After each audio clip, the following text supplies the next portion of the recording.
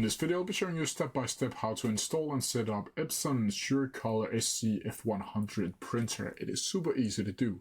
So the first thing you need to do is open up your computer and then open up your favorite browser. And from here, you'll need to go up to the search bar and click in Epson SureColor SC F100 support, like so.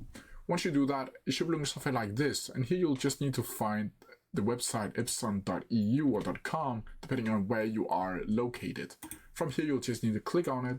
And from here, you'll need to go down to the operating system and choose the specific operating system that your computer is on. You'll also need to change the language to whatever language that you want to use inside of the software. From here, you'll just need to click go. And from here, you'll need to scroll down until you see the downloads tab and then drivers.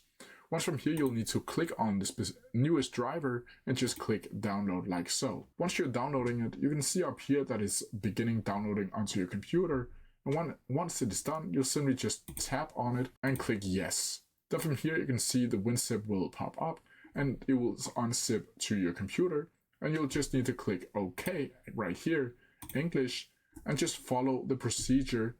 I agree, click OK. Just follow the procedure of setting up the SC F100 driver or printer. And once you are done with all of this, you have successfully installed and set up your Epson SureColor SC F100 printer.